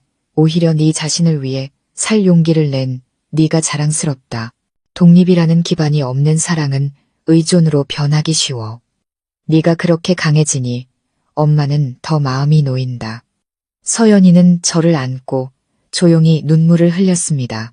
그 후 집안의 분위기는 점차 따뜻해졌습니다. 서연이는 더 많이 웃었고 민준이는 자발적으로 집안일을 했습니다.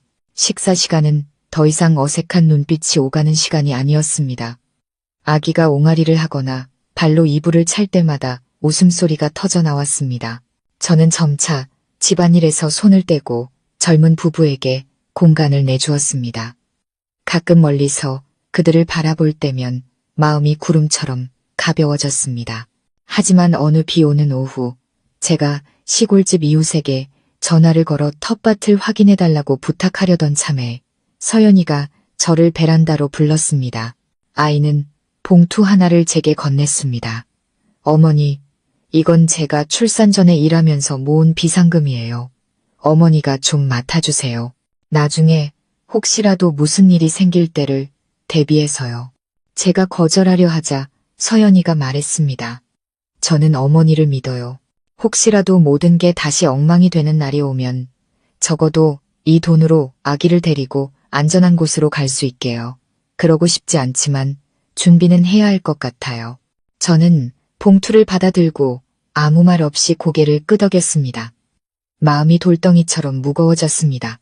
사람들은 용서하려면 잊어야 한다고 하지만 이 여자는 한 번도 잊으려고 하지 않았습니다. 어쩌면 고통은 흉터를 남기지 않지만 한 번 빠졌던 구덩이를 남기는지도 모릅니다. 그래서 한 번 빠져나온 사람은 이미 안전한 곳에 있어도 항상 밧줄 하나를 챙겨두는 것이겠지요. 시간은 손가락 사이로 빠져나가는 바람처럼 빠르게 흘렀습니다. 출산 후 2달이 채 되지 않아 서연이는 예전 직장으로 복귀하기로 결정했습니다. 제가 말렸습니다. 몇 달 더 쉬어도 괜찮아. 아직 몸도 약하고 상처도 다 아물지 않았는데. 하지만 아이는 가볍게 미소 지을 뿐이었습니다. 일하면서 마음의 균형을 다시 찾아야 할 것 같아요. 집에만 있으니 생각이 너무 많아져서 예전의 어두운 굴레에 다시 갇힐까봐 무서워요. 저는 더 이상 말하지 않았습니다. 결국 서연이는 기다리는 사람이 아니라는 것을 이해했기 때문입니다. 고통이 자신을 갉아먹게 두는 대신 스스로 고통 밖으로 걸어 나오기를 선택한 겁니다. 민준이는 조금 긴장한 듯 보였습니다. 서연이가 복직한다는 말을 들은 후부터 얼굴에 수심이 가득했습니다. 저는 아들의 생각을 짐작하고 어느 날 저녁 말했습니다. 두려워하지 마라. 네가 다시 시작하기로 했다면 상대방에게도 숨쉴 기회를 줘야지. 억압은 사람을 지키지 못해. 진심만이 사람을 자발적으로 머물게 하는 법이야. 민준이는 고개를 들어 저를 보았습니다. 부끄러운 기색이 역력했습니다. 알고 있어요, 엄마. 하지만 그녀를 잃을까봐 두려워요. 그렇다면 더더욱 그녀가 머물고 싶게 만들어야지. 네가 억지로 붙잡아서가 아니라 그럴 만한 가치가 있다고 느끼게 말이다. 서연이가 복직하고 모든 것이 순조로워 보였습니다. 저는 집에서 손주를 돌봤습니다. 아기는 이제 웃을 줄도 알고 우소리를 내며 옹알이를 하기 시작했습니다. 덕분에 한때 어두웠던 집이 이제는 훨씬 활기차졌습니다. 민준이도 여전히 일찍 일어나 아침을 준비하고 집을 청소했습니다. 저녁에는 부부가 번갈아 아기를 씻기고 빨래를 했습니다. 모든 것이 다시 평온을 되찾는 듯 했습니다. 어느 날 저녁 서연이가 퇴근하고 돌아왔을 때였습니다. 제가 막 손주를 씻기고 재우려는데 민준이가 아내에게 묻는 소리가 들렸습니다. 오늘 무슨 좋은 일 있었어? 집에 올 때부터 계속 웃네. 서연이는 재킷을 벗고 가방을 내려놓으며 답했습니다. 별일 아니야. 새로운 동료가 있는데 재미있는 사람이라 사무실 분위기가 좋았어. 민준이는 입을 다물었습니다. 제가 방에서 나왔을 때 아들의 안색이 미묘하게 변하는 것을 보았습니다. 서연이는 옷을 갈아입으러 방으로 들어갔고 민준이는 저를 보며 작게 말했습니다. 엄마, 요즘 서연이 좀 이상하지 않아요? 저는 의자에 앉아 바로 대답하지 않고 잠시 후에 천천히 말했습니다. 이상하다니? 달라졌어요. 더 많이 웃고 옷도 더 신경 써서 입고 요즘 며칠은 퇴근도 늦고요. 엄마, 혹시 저는 아들의 말을 끊었습니다. 의심의 씨앗을 뿌리지 마라. 그 아이가 너를 용서했듯 너도 그 아이를 믿는 법을 배워야지. 하지만 엄마는 모르세요. 그 불안한 느낌을. 저는 처음으로 아들을 엄하게 쳐다봤습니다. 누구보다 잘 안다. 나는 내 아버지랑 평생을 살았어. 하지만 내가 그 사람을 믿지 않았다면 이 가정은 없었을 거다. 네가 계속 배신당할까봐 두려워하며 살면 너는 결국 통제하는 사람이 될 거야. 그리고 바로 네가 내 아내를 더 멀리 밀어내는 꼴이 될 거다. 민준이는 고개를 숙인 채 침묵했습니다. 그날 저녁 분위기는 어색했습니다. 서연이는 말이 줄었고 민준이는 넋이 나간 사람 같았습니다. 저는 모든 것이 잠시 평온할 뿐 뿌리는 아직 흔들리고 있음을 알았습니다. 며칠 후 어느 날 오후 제가 빨래를 널고 있을 때 방에서 서연이가 통화하는 소리가 들렸습니다. 목소리는 아주 낮았고 거의 속삭이는 수준이었습니다. 네, 선배님 다시 만나서 저도 놀랐어요. 다시는 못 볼 줄 알았는데 저는 그 자리에 굳었습니다. 엿들으려던 건 아니었지만 한마디 한마디가 칼날처럼 제 머릿속을 파고들었습니다. 저는 믿을 수가 없었습니다. 한참 후에야 저는 용기를 내어 방으로 들어갔습니다. 아무렇지 않은 척 물었죠. 아가, 아기 옷 어디 있니? 엄마가 못 찾겠다. 서연이는 깜짝 놀라 돌아봤습니다. 네, 여기요. 엄마, 빨래 바구니에 넣어뒀어요. 저는 서연이의 휴대폰이 아직 켜져 있는 것을 보았습니다. 화면에는 김민혁 선배라는 이름이 떠 있었습니다.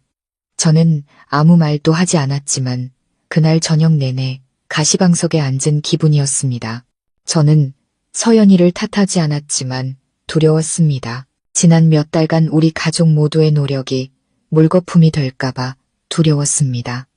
실수를 저질렀던 제 아들이 가정을 지킬 만큼 강하지 못할까봐 두려웠습니다. 다음날 아침 서연이가 출근한 후 저는 민준이에게 물었습니다.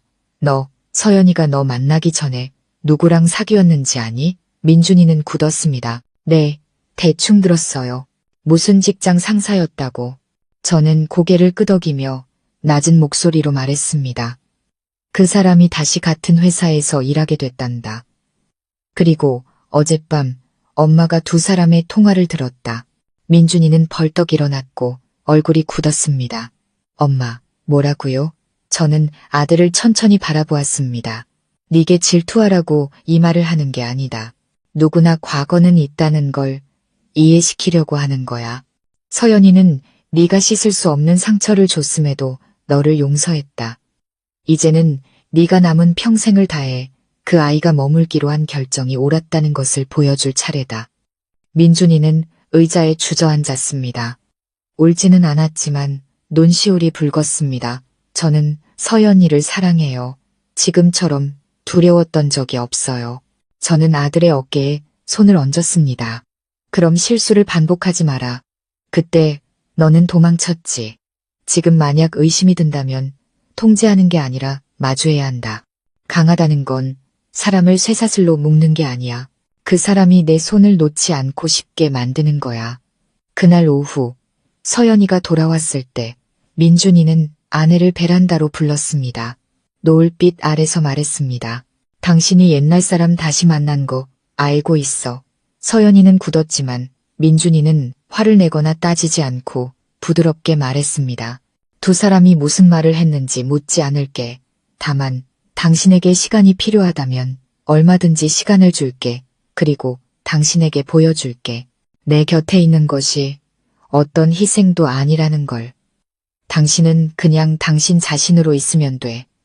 내가 그걸 지켜줄게. 서연이는 고개를 돌렸습니다. 눈가가 붉었습니다. 저는 문 뒤에서 그들을 바라보며 마음이 내려앉으면서도 조여왔습니다. 어미의 마음이란 항상 이런 것일까요? 자식이 행복을 지킬 만큼 강해지기를 바라면서도 혹시라도 무너지는 날이면 누가 그 아이를 잡아줄까 걱정하는 마음. 삶이 폭풍우 뒤에 서서히 회복되고 있다고 생각했을 때 어느 날 정오의 햇살 아래 손주를 재우고 있는데 서연이가 갑자기 반차를 내고 일찍 집에 돌아왔습니다. 그날 아이의 얼굴은 평소와 달랐습니다. 피곤하거나 멍한 표정이 아니라 이상하게도 아주 차분했습니다. 하지만 바로 그 차분함이 저를 불안하게 만들었습니다.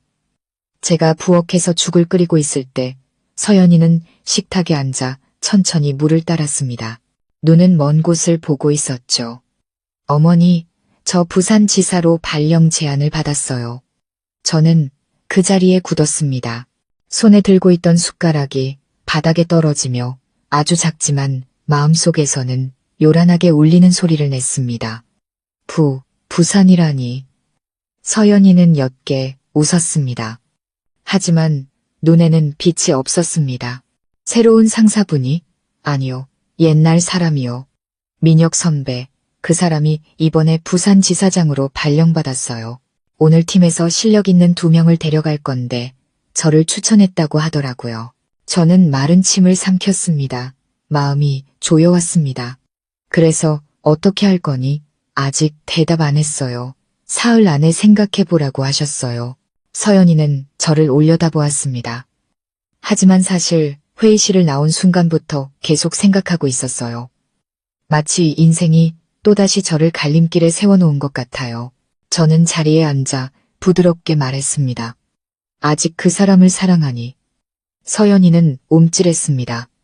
아니요, 믿으실지 모르겠지만 더 이상 감정은 없어요. 다만 그 사람 앞에 서니 옛날의 제 모습이 떠올랐어요. 독립적이고 자신감 넘치고 상처받아 본 적 없고 병실 바닥에 앉아 아이처럼 울어본 적 없던 그 시절의 저요. 저는 아이의 손을 잡고 가볍게 쥐었습니다. 하지만 너는 더 이상 옛날의 그 아이가 아니잖니. 너는 이제 엄마고 아내야. 너의 강인함은 이제 미련 없이 떠나는 데 있는 게 아니라 무엇이 머물 가치가 있는지를 아는 데 있는 거야. 서연이는 침묵했습니다. 저녁에 민준이가 돌아왔을 때 저는 아무 말도 하지 않았습니다. 서연이가 먼저 입을 열게 두었습니다. 여보, 나 부산으로 3개월간 출장 제안을 받았어요. 아직 수락한 건 아니지만 당신한테 한 가지 묻고 싶어요. 민준이는 멈칫했습니다. 셔츠 단추를 풀던 손도 느려졌습니다. 눈에는 걱정이 가득했습니다. 물어봐. 내가 가면 날 믿을 수 있어요? 민준이는 서연이를 아주 오랫동안 바라보다가 작게 고개를 끄덕였습니다. 믿어. 서연이는 웃었습니다. 눈에는 눈물이 고였습니다. 고마워요. 저는 밖에서 그들의 대화를 들으며 가슴이 조여왔습니다. 민준이가 산산조각 냈던 그 믿음이라는 것을 이제는 스스로 한 조각 한 조각 다시 쌓아 올려야 했습니다. 그날 밤 아기가 잠들었을 때 저는 서연이와 베란다에 앉아 있었습니다. 시원한 바람이 불었고 다른 아파트에서 새어나오는 노란 불빛이 꿈처럼 아른거렸습니다. 너 그거 아니? 옛날에 나한테도 멀리 떠날 기회가 있었단다. 군청에서 여성회 간부로 일해보지 않겠냐고 했었지. 하지만 그때 나는 남기로 했어. 내 아버지가 교통사고로 다리가 부러져서 몇 달을 병원에 누워 있었거든. 후회하지는 않아. 하지만 희생이 항상 옳은 건 아니라는 것도 알아. 내가 희생한 사람이 그럴 만한 가치가 없는 사람이었다면 말이야. 서연이는 놀란 듯 저를 쳐다봤습니다. 아마 제 인생 이야기를 듣는 것은 처음이었을 겁니다. 저는 말을 이었습니다. 그래서 나는 내게 가라거나 머물라고 말하지 않을 거야. 다만 내 스스로에게 물어보길 바란다. 지금 내 곁에 있는 사람이 네가 머물 만한 가치가 있는 사람인지, 만약 그렇다면 너는 손해보는 게 아닐 거야. 하지만 그렇지 않다면 떠나거라. 도망치기 위해서가 아니라 네가 더 나은 대우를 받을 자격이 있기 때문에. 서연이는 눈물을 글썽였습니다. 어머니, 만약 어머니가 안 계셨다면 저는 벌써 무너졌을 거예요. 저는 아이를 품에 안았습니다. 앞으로의 며칠이 매우 힘들 거라는 걸 알았지만 저는 아이가 옳은 선택을 하리라 믿었습니다. 그것이 머무는 것이든 떠나는 것이든. 이틀 후 서연이는 회사에 갔고 저는 집에서 초조하게 기다렸습니다. 오후 3시쯤 민준이가 일찍 퇴근한다고 전화했습니다. 저는 무언가 결정될 것 같은 예감이 들었습니다. 오후 4시쯤 문이 열리고 서연이가 들어왔습니다. 아무 말도 인사도 없이 제가 손주를 안고 있는 곳으로 똑바로 걸어왔습니다. 어머니, 저 거절했어요. 저는 고개를 들어 제 귀를 의심했습니다. 정말이니? 네, 확실해요. 이 아기에게는 멀리 떠나는 엄마가 필요 없다는 걸 깨달았고 저도 더 이상 이곳을 떠나고 싶지 않다는 걸 알았어요. 저는 손주를 품에 안고 어느새 흐르는 눈물을 닦았습니다. 민준이가 방에서 나와 잠시 굳어 있다가 달려와 아내를 꼭 껴안았습니다. 아무 말도 없이 그저 껴안기만 했습니다. 그것은 아기가 태어난 이후 민준이가 서연이를 처음으로 껴안는 것이었습니다. 저는 부부에게 공간을 주기 위해 돌아섰습니다. 눈가는 젖었지만 마음은 이상하게 따뜻했습니다. 어쩌면 사람이 진심으로 사랑할 때 떠나야 할지 머물러야 할지 알게 되는지도 모릅니다. 그리고 이번에 제 며느리는 두려움 때문이 아니라 믿음 때문에 머무르기를 선택했습니다. 아기가 태어난 지 100일이 되었습니다. 피부는 뽀얗고 눈은 더 커지고 손발은 단단해졌습니다. 엄마가 뽀뽀해주면 방긋방긋 웃기도 했습니다. 손주가 매일 조금씩 자라는 모습을 보며 제 마음도 평온해졌습니다. 산후조리 밥상에서부터 낡은 휴대폰의 충격까지 그 모든 폭풍우가 뒤로 물러나고 희망이 그 자리를 채우는 듯했습니다. 우리 가족은 조촐하지만 따뜻한 100일 잔치를 하기로 했습니다. 제가 서연이에게 말했습니다. 우리 집이 부자는 아니지만 손주 100일은 제대로 챙겨야지. 가까운 사람들만 불러서 작은 밥상 차리자. 하늘에 감사하고 양가 어른들께도 감사하는 의미에서 서연이는 환한 얼굴로 고개를 끄덕였습니다. 민준이는 신이 나서 시장에 가서 닭을 사고 과일을 사고 초대 손님 명단을 작성했습니다. 아들은 정말 많이 변했습니다. 저는 아들의 모든 행동에서 그것을 느낄 수 있었습니다. 더 이상 예전의 무심한 남자가 아니었습니다. 잔칫날 정오, 모든 준비가 끝났습니다. 음식은 푸짐했고 손님들이 하나둘 도착했습니다. 서연이의 어머니인 사부인도 오셨습니다. 여전히 까다로워 보이셨지만 이번에는 사위를 보는 눈빛이 한결 부드러워졌습니다. 저는 서연이가 더 많이 웃는 것을 보았습니다.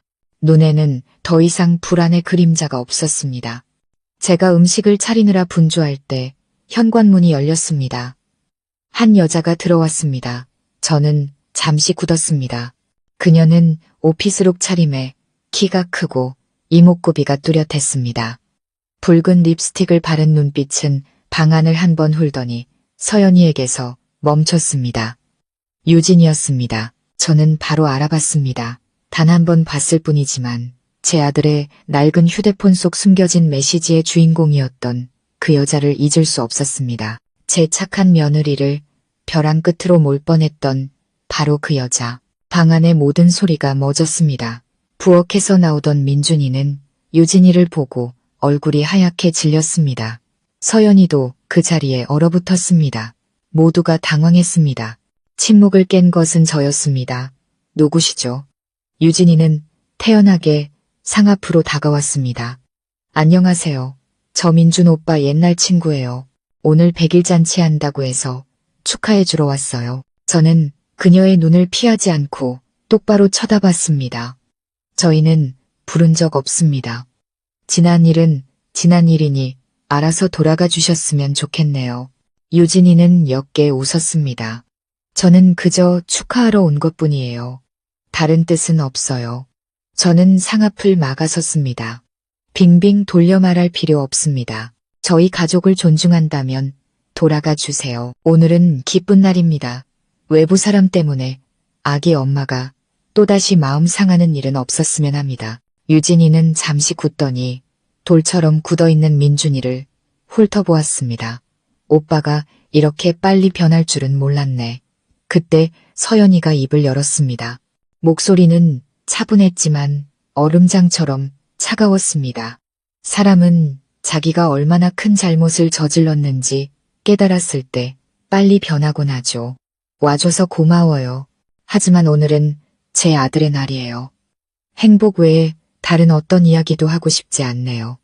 유진이는 무언가 대꾸하려 했지만 사방에서 쏟아지는 시선을 느꼈는지 결국 입꼬리를 올리며 말했습니다.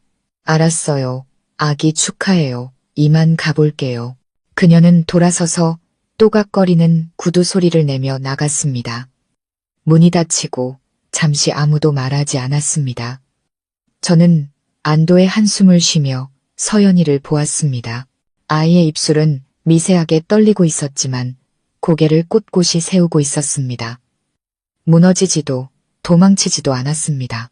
저는 처음으로 제 며느리가 자신의 두 발과 강한 자존심으로 일어서는 것을 보았습니다. 저는 민준이를 돌아보며 엄하게 물었습니다. 이게 어떻게 된 일이니? 민준이는 고개를 숙였습니다. 제가 부른 거 아니에요. 어떻게 알고 왔는지 모르겠어요. 서연이가 천천히 말했습니다. 누가 불렀는지는 중요하지 않아요. 중요한 건 당신이 침묵했다는 거예요. 만약 저랑 어머니가 나서지 않았다면 귀한 손님처럼 앉혀서 차라도 대접할 생각이었나요? 민준이는 말을 잃었습니다. 저는 서연이에게 다가가 어깨에 손을 얹었습니다. 그런 일을 겪게 해서 미안하다. 하지만 얘야, 오늘 너는 정말 용감했어. 엄마는 네가 자랑스럽다. 서연이는 미소 지었습니다. 눈가가 붉었습니다. 어머니가 사과하실 필요 없어요. 어머니가 여기 계시다는 것만으로도 저는 아무것도 두렵지 않아요. 잔치가 끝나고 손님들이 모두 돌아간 후 저는 베란다에 앉아 있었습니다. 하늘은 흐렸고 비는 오지 않았지만 어두웠습니다.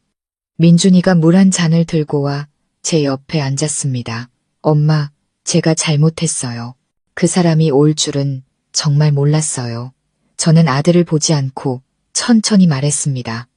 인생이란 게 항상 과거의 문을 닫을 수 있는 건 아니야. 중요한 건 미래를 함께할 사람을 선택하는 거지. 내 마음에 아직 옛사람이 맴돈다면 현재의 사람을 지킬 생각은 꿈도 꾸지 마라. 민준이는 고개를 끄덕였습니다. 눈가가 붉었습니다.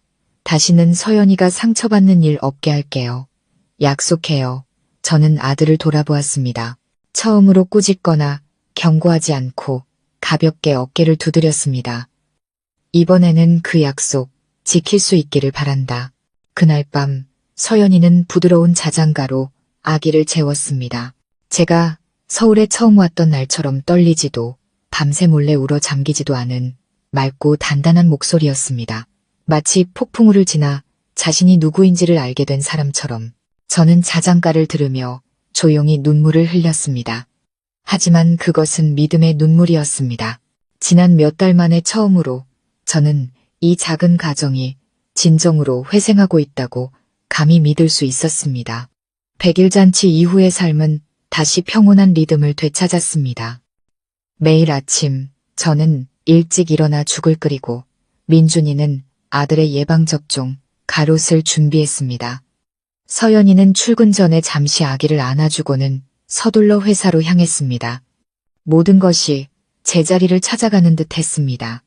마치 지난날의 폭풍우가 존재하지 않았던 것처럼 저는 서연이의 마음속 상처가 완전히 아물지 않았다는 것을 알았지만 더 이상 피 흘리고 있지는 않았습니다. 아이의 눈에는 더 이상 경계심이나 무거운 걱정이 서려 있지 않았습니다. 민준이도 마찬가지였습니다. 더 이상 어색해하거나 회피하는 남자가 아니었습니다. 식사 시간마다 웃음소리가 끊이지 않았습니다. 기저귀, 예방접종, 아기의 귀여운 표정에 대한 소소한 이야기들. 저는 조금씩 고향으로 돌아갈 날을 생각하기 시작했습니다. 손주도 예쁘고 며느리도 소중했지만 제가 영원히 머물 수는 없다는 것을 알았습니다. 어느 날 점심, 저는 서연이에게 말했습니다. 아가, 저 녀석이 좀 더 크면 엄마는 잠시 시골에 내려가야겠다. 텃밭도 그립고 닭들도 그립고 집 뒤에 감나무도 그립구나. 서연이는 한참을 침묵하다가 제 손을 잡았습니다. 어머니 가시면 저희가 너무 보고 싶을 거예요. 하지만 어머니의 삶도 있다는 걸 알아요. 부디 건강하시고 힘들면 언제든 손주 보러 올라오세요. 저는 미소 지었습니다. 마음이 초여름 바람처럼 가벼워졌습니다. 2주 후 아기가 3개월이 다 되어갈 무렵 저는 고향으로 돌아갈 짐을 꾸리기 시작했습니다. 그날 아침 저는 거실에 작은 서랍을 정리하고 있었습니다. 바늘, 실, 손수건 같은 자잘한 물건들을 두는 곳이었죠. 물건을 정리하다가 낡은 실타래 사이에 끼어있는 갈색 봉투를 발견했습니다. 호기심에 꺼내보았습니다. 봉투에는 이름도 봉인도 없었습니다. 열어보니 편지 한 통이 들어있었습니다. 반듯하고 익숙한 글씨체, 유진이의 글씨였습니다. 저는 의자에 주저앉았습니다. 심장이 세차게 뛰었습니다. 왜 이 편지가 여기에? 유진이가 언제? 무슨 목적으로? 저는 편지를 읽었습니다. 숙자 어머님께 100일 잔치에 찾아가서 정말 죄송했습니다. 제가 나타나서 어머님을 곤란하게 하고 대개 불안을 안겨드렸다는 것을 압니다. 하지만 저는 더 이상 민준 오빠의 삶에 끼어들거나 무언가를 뺏으려고 간 것이 아닙니다. 확실하게 끝내기 위해 간 것이었습니다. 저는 대학 마지막 학년부터 오빠를 좋아했지만 결국 그가 선택한 사람은 제가 아니라 서연 씨였습니다. 저는 포기했다고 생각했지만 그가 가장 약해졌을 때 다시 만나면서 저도 모르게 희망을 품었습니다. 하지만 저 역시 이 삶에 제 자리는 없다는 것을 압니다. 버인. 이 편지는 제가 진심으로 존경하는 시어머니이신 어머님께, 그리고 제가 생각했던 것보다 훨씬 강한 여자인 서연 씨에게, 그리고 마지막으로 자존심을 지키지 못했던 제 자신에게 보내는 사과입니다. 저는 서울을 떠났습니다. 중부지방으로 발령 신청을 했습니다. 어머님께서 이 편지를 읽으실 때쯤에는 모든 것이 평온해졌기를 바랍니다. 그리고 언젠가 저를 기억하게 되신다면 길을 잃었지만 결국 멈춰야 할 때를 알았던 사람으로 기억해 주세요. 유진 올림. 저는 편지를 접었습니다. 손은 여전히 떨리고 있었습니다. 편지는 길지 않았지만 제 마음을 먹먹하게 만들기에는 충분했습니다. 마음속에 더 이상 분노는 없었습니다. 그저 이름 모를 슬픔만이 남았습니다. 한때 다른 사람의 삶에 끼어들었다가 조용히 물러난 여인. 유진이에 대한 연민과 마침내 낡은 문이 완전히 닫혔다는 안도감이 뒤섞였습니다.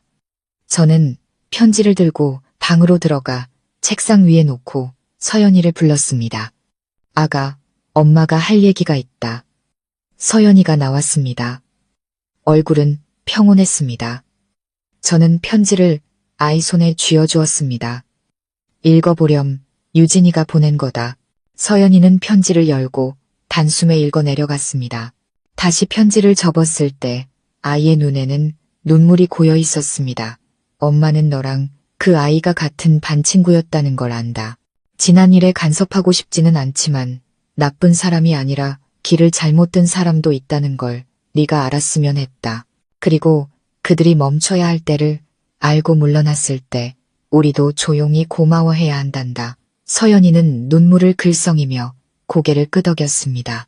저 그 사람 밉지 않아요, 어머니. 한때는 무서웠고 민준 씨를 원망했고 세상 전부를 원망했어요. 하지만 생각해보니 그 시절이 없었다면 제가 이렇게 강해질 수 있었을까 싶어요. 저는 아이를 품에 안고 더 이상 아무 말도 하지 않았습니다. 그날 밤 저는 다음날 아침 일찍 탈 버스를 위해 짐을 마저 쌌습니다. 민준이가 제 가방을 들어주며 작게 말했습니다. 엄마, 며칠 더 계시다 가세요. 저는 웃었습니다. 안 된다. 엄마가 가야 너희 둘이 알아서 살지. 몸은 가도 마음은 여기 두고 간다. 이른 새벽 서연이가 저를 배웅하러 일어났습니다. 밖은 아직 어두웠습니다.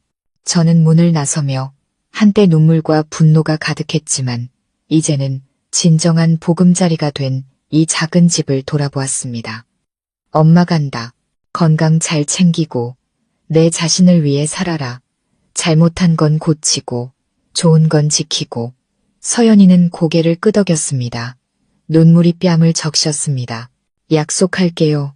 어머니, 걱정 마세요. 버스가 움직이기 시작했습니다. 저는 창가에 앉아 멀어지는 서울을 바라보았습니다. 마음속에는 상실감과 충만함이 동시에 자리했습니다. 그리고 저는 이 가족의 여인들이 걸어가는 길이 비록 비틀거리고 때로는 넘어졌지만 마침내 올바른 방향으로 나아가고 있음을 알았습니다. 저는 황금빛 들판이 펼쳐지는 가을에 고향으로 돌아왔습니다. 집 뒤에 노는 추수가 끝나 마른 볏짚이 발밑에서 바삭거렸습니다. 흙냄새, 햇볕 냄새, 그리고 이른 아침의 닭 울음소리가 도시에서의 분주했던 몇 달간의 피로를 씻어주었습니다. 시골에서 저는 다시 텃밭을 가꾸고 닭장을 수리했습니다. 밤에는 스웨터를 짜고 손수건에 술을 놓아 손주에게 보냈습니다. 혼자였지만 외롭지 않았습니다. 제 마음속에는 이미 충분한 사랑과 믿음, 그리고 희망이 있었기 때문입니다. 매주 서연이는 영상통화를 걸어와 손주가 자라는 모습을 보여주었습니다. 아이는 훨씬 단단해져서 이제 뒤집기도 하고 아빠 비슷한 소리를 내기도 했습니다. 민준이도 전보다 자주 전화를 걸어와서는 건강 잘 챙기시라고 아기가 걷게 되면 찾아뵙겠다고 말했습니다. 저는 그저 웃으며 재촉하지 않았습니다. 모든 일에는 시간이 필요하다는 것을 알았기 때문입니다. 사랑도 믿음도 강요할 수 없고 오직 기다릴 수밖에 없다는 것을. 어느덧 반년이 흘러 섣달의 어느 오후 제가 서연이네 집에 보낼 선물을 포장하고 있을 때 민준이에게서 전화가 왔습니다. 엄마, 이번 설에 며칠 올라오세요. 서연이랑 제가 드릴 말씀이 있어요. 저는 웃으며 바로 그러겠다고 했습니다. 마음속으로는 궁금했지만 무슨 비밀스러운 이야기일까? 저는 섣달 금음 이틀 전에 서울에 도착했습니다. 민준이와 서연이가 터미널에 마중 나와 있었습니다. 손주는 차 안에서 저를 보자마지 활짝 웃었습니다. 아기를 안고 서로를 바라보는 민준이와 서연이의 눈빛을 보며 저는 무언가 달라졌음을 직감했습니다. 집에 도착하니 아파트는 깨끗하게 정돈되어 있었습니다. 베란다에는 매화가 가득했고 붉은 복주머니가 걸려 있었습니다. 저는 의자에 앉았고 서연이는 따뜻한 차를 내오더니 민준이를 제 곁으로 끌어왔습니다. 어머니, 오늘 저희가 드릴 말씀이 있어요. 저는 찻잔을 내려놓고 두 사람을 바라보았습니다. 심장이 살짝 내려앉았습니다. 서연이는 제게 분홍색 봉투 하나를 건넸습니다. 봉투에는 임신 확인서라고 적혀 있었습니다. 저는 굳은 채로 떨리는 손으로 봉투를 열었습니다. 임신 8주, 산모 박서연. 저는 고개를 들었습니다. 눈물이 왈칵 쏟아졌습니다. 세상에, 네가 임신했니? 서연이는 고개를 끄덕였습니다. 눈가가 붉었습니다. 네, 이번에는 첫째 때보다 몸이 훨씬 좋아요. 의사 선생님도 아기가 잘 자라고 있대요. 어머니께는 확실해질 때까지 비밀로 했어요. 민준이가 제 손을 잡았습니다. 엄마, 제가 한 번은 잘못했지만 이번에는 절대 아내를 혼자 두지 않을 거예요. 어머니께서 정말로 마음 놓으실 수 있도록 할게요. 저는 울음을 터뜨렸습니다. 이 집에 처음 발을 들였을 때의 억울함의 눈물이 아니었습니다. 삶은 계란과 멀건 묵국뿐이었던 산후조리 밥상을 봤을 때의 아픔도 아니었습니다. 기쁨의 눈물, 회생의 눈물, 수천 개의 균열 뒤에 다시 붙여진 행복의 눈물이었습니다. 서연이가 제 옆에 앉아 뒤에서 저를 안았습니다. 어머니, 만약 그날 어머니께서 집을 나갔다가 다시 돌아오지 않으셨다면 저는 아마 무너졌을 거예요. 평생 잊지 못할 거예요. 어머니가 제게 끓여주신 첫 미역국을. 그건 그냥 미역국이 아니라 가족의 온기였어요. 저는 아이를 꽉 껴안았습니다. 심장에서 맑은 물줄기가 솟구치는 것 같았습니다. 저는 목이 메어 말했습니다. 내가 잘난 것도 최고의 시어머니도 아니지만 그저 네가 행복하기를 바랄 뿐이다. 이 집이 내게 짐을 져야 하는 곳이 아니라 편히 쉴 수 있는 곳이 되기를 바랄 뿐이야. 그때 제 품에 안겨있던 아기가 까르르 웃음을 터뜨렸습니다. 어른들의 기쁨에 동참하려는 듯이 저는 아기의 뺨에 뽀뽀하며 생각했습니다. 이번에는 아마 조금 더 오래 머물러야겠다고. 섣달 금음날 밤 온 가족이 조촐한 상에 둘러앉았습니다. 민준이가 제게 술을 따라주며 잠긴 목소리로 말했습니다. 엄마, 그날 돌아와 주셔서 감사해요. 엄마가 아니었다면 저는 모든 걸 잃었을 거예요. 저는 잔을 들고 두 아이와 옹알이를 하는 손주를 보며 옅게 미소 지었습니다. 엄마가 어떻게 자식을 버리겠니? 하지만 네가 소중한 것을 지킬 줄 알게 되어 고맙다. 한 번 잃으면 다시는 되찾을 수 없는 것들도 있으니 말이다. 밖에서는 불꽃이 터졌습니다. 집 안에서는 서연이가 반짝이는 눈으로 저를 보며 작게 말했습니다. 어머니, 올해는 다른 건 안 바랄게요. 그저 어머니가 항상 건강하셔서 제가 힘들 때 기댈 곳이 되어주시길 바랄 뿐이에요. 저는 고개를 끄덕이며 아이의 손을 가볍게 잡았습니다. 너는 이것 하나만 기억하렴. 세상이 어떻게 변하든 이 집은 항상 네가 사랑받고 위로받고 용서받을 수 있는 곳이라는 걸. 저희 이야기는 동화가 아닙니다. 눈물과 실수, 상처가 있었습니다. 하지만 바로 그렇기 때문에 이 이야기는 심장의 모든 박동과 넘어졌던 모든 순간과 함께 일어섰던 그 순간까지 모두 진짜입니다. 그리고 만약 제게 엄마로서, 시어머니로서, 인생에서 가장 소중한 것이 무엇이냐고 묻는다면 저는 며느리가 온 마음을 다해 어머니라고 불러주는 바로 그 순간이라고 말할 겁니다. 이야기는 끝났지만 그 여운은 여러분의 마음 속에 오래도록 남을 겁니다. 단출했던 산후조리 밥상에서 시작해 붕괴 직전의 가정이 치유되는 여정까지, 시어머니가 감시자가 아닐 때, 며느리가 더 이상 주눅들지 않을 때, 그리고 남편이 잘못을 인정하고 바로잡을 줄 알 때, 비로소 가정은 다시 살아납니다. 만약 여러분이 비슷한 상황에 처해 있다면 사랑이 있는 한 희망은 있다는 것을 믿으세요. 오늘 이야기가 마음에 드셨다면 좋아요와 구독을 눌러주시고 알림 설정을 통해 저희 가족 이야기 채널의 감동적이고 깊이 있는 이야기들을 놓치지 마세요. 시청해주셔서 감사합니다.